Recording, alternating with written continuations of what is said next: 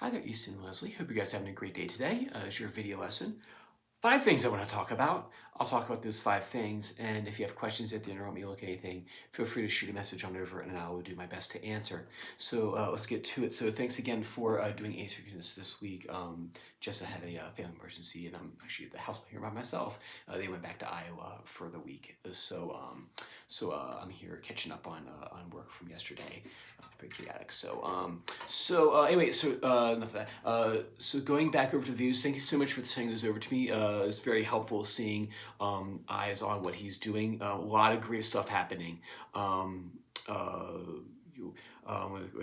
where do I start with all the great work? I'll start with the Allegro prep, doing his Miami pattern.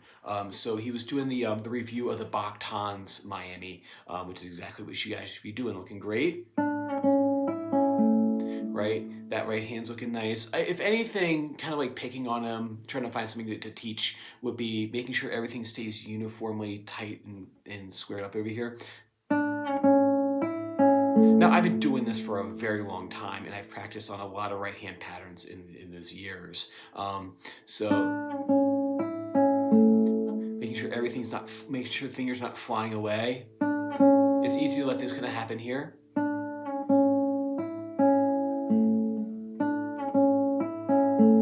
So he's keeping his fingers compact, and so like what my teacher used to do to me, he used to kind of like actually like cup his hand and kind of put his hand right here, and then that would feel like if I was extending out too far. So you may like put a hand here, and you can feel like if he's coming out too far. Like I said, the idea in the end is that it actually looks like your left hand, or sorry, your right hand fingers aren't even moving. That's kind of like if I watch a really great classical player and I'm watching the right hand do arpeggios, it literally looks like it looks like this. Right? If I was doing say like.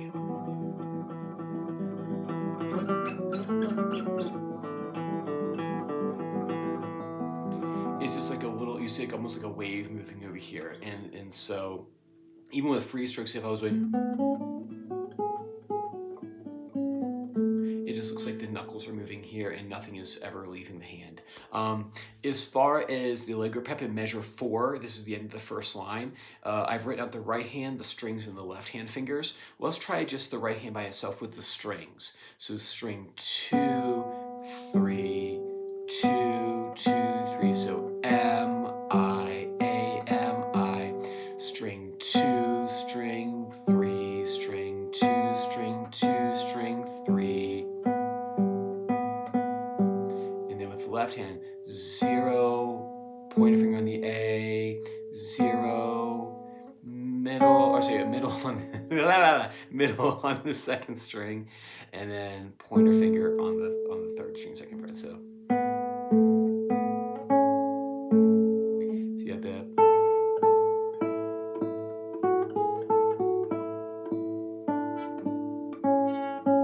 M, I, A, M, I. But like the first thing I would do is just do that right hand by itself, and then add the left hand fingers in.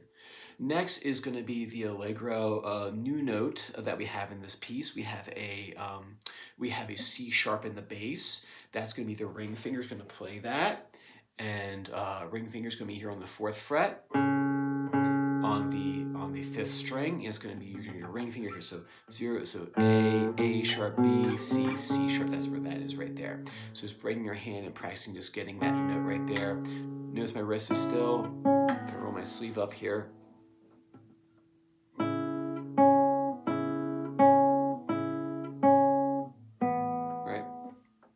That would be the prep we do next, but what I would do is add that new note to our note flashcards for second position. And I'll talk more about this in just a second. Is as he's getting new pieces in book 2, the idea is that we stay really on top of making sure that we keep our flashcards going for all the brand new notes that we're doing. Like I said, there's a spot in book 3. Like if you don't do this, it's kind of almost painful. To get past. I have to be very like some people are like, oh, he plays the pieces of music. Yes, he does.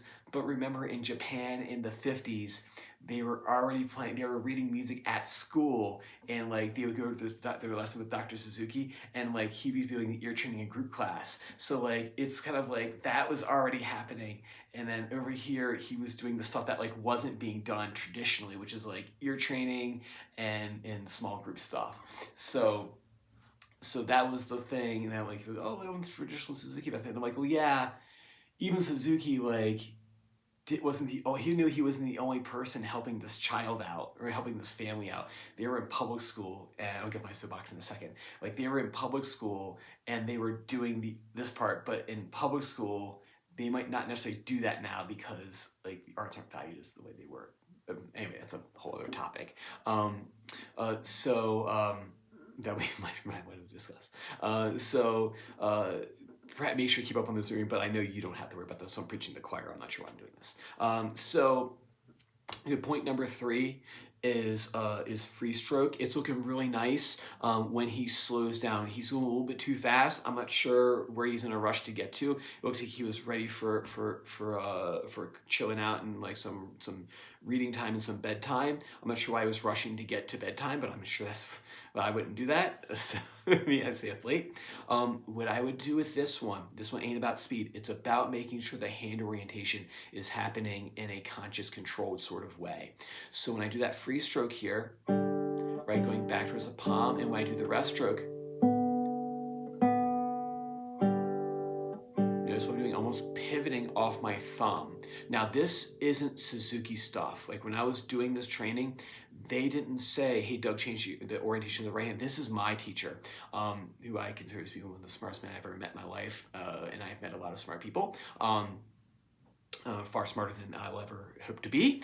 And so he was all about making sure that this pivot point right here was always changing. So with this, reach out, and what happens is the arm, the hand rotates, the side to side motion of the wrist right here, and then the rotation of the forearm. Watch one more time here, and then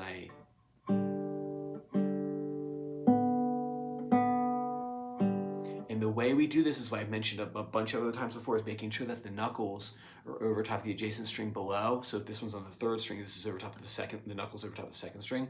And that'll kind of force your hand to position, because if you try to like finagle this into doing what you want to do, you might kind of do some funny things like this, or just get frustrated, so I don't want that. So here, and then you just simply just rotate up so that this knuckle is over top of the adjacent string above, right? So if I'm gonna play the 3rd string, this knuckle's over the 4th string right here. So 2nd string, forcing it. If you just focus on that, the hand will naturally go where you want it to be. So don't try to shoehorn the arm and go, okay, is it right? Focus on this knuckle right here. So you actually might even want to practice this. Here, knuckles over this one. So take a pencil. I don't have a pencil just within arm's reach. So here, this knuckle is over top of the string below, and then rotate, and it kind of does itself.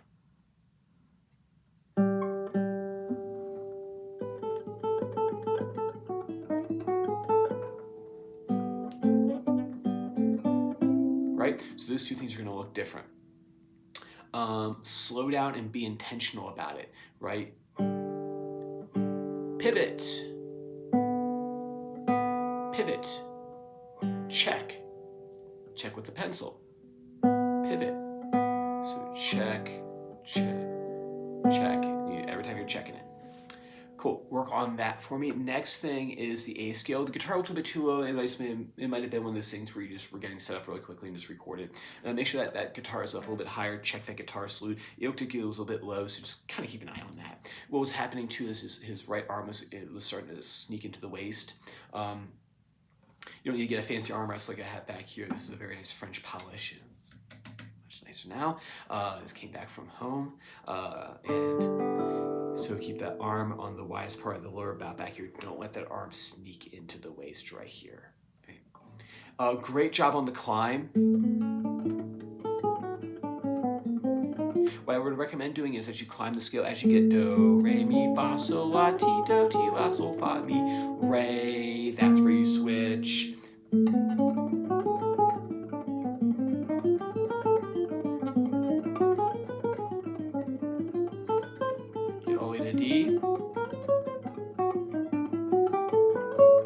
I'm here at the D scale.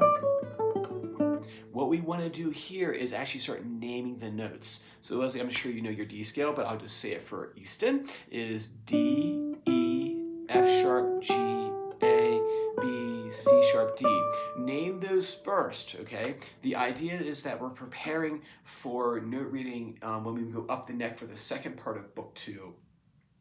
When we get to Paganini and Dante, that's when we're kind of up in this spot on the neck. It's really cool that that within a relatively short amount of time of studying, that you're not stuck down here for forever like other methods. But with this, we're gonna be in 7th position, actually naming notes. This D right here, right, is actually the same D here. So when you do the flashcard, one of my parents, what they did was they actually printed out the flashcards from the read this first, and then they wrote all the spots on like where is that D at. So it's like here, and then it's here for right now. Like F sharp is right here, right? So they wrote down all the spots that notes could be found. So D is the same D as here, E is the same as E that's here, F sharp is this one, G, A, D, E, F sharp, G, A, and then B, C sharp, D, right? Those gonna be higher up on the ledger lines. Yeah, so do all that so in preparation for when we get to the 7th position reading in the second half of the book. And then long ago, great work. You're trying to combine those two voices. This is really nice. This one here, the trick to this one is all steady eighth notes. There's no break. It's just like 1, and 2 and 3. So you have.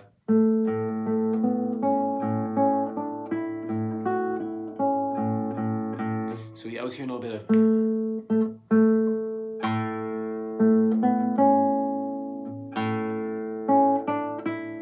So what he should be doing in small pieces. You're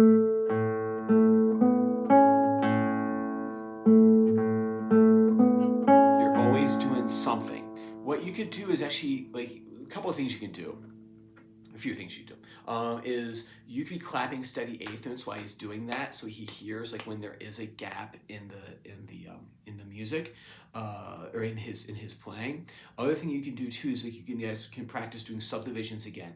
So you can be clapping quarter notes and he can be clapping eighth notes. Things like that would help him hear if there's a gap in there or not. But like with this piece, if you look at the music, it'd be hard for him to look at it and know exactly what it sounded like, because it's on paper it looks harder than what it is on sound. So it should be steady and do little fragments.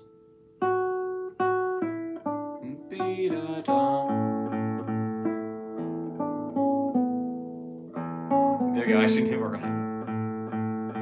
So that's the big thing there. Bars were looking nice. I'll wait till in person before talking about the next thing to do with those. But the bar was looking very nice, so we'll talk more about that next time. Awesome. Like I said, I appreciate doing asynchronous this week. It was kind of crazy yesterday.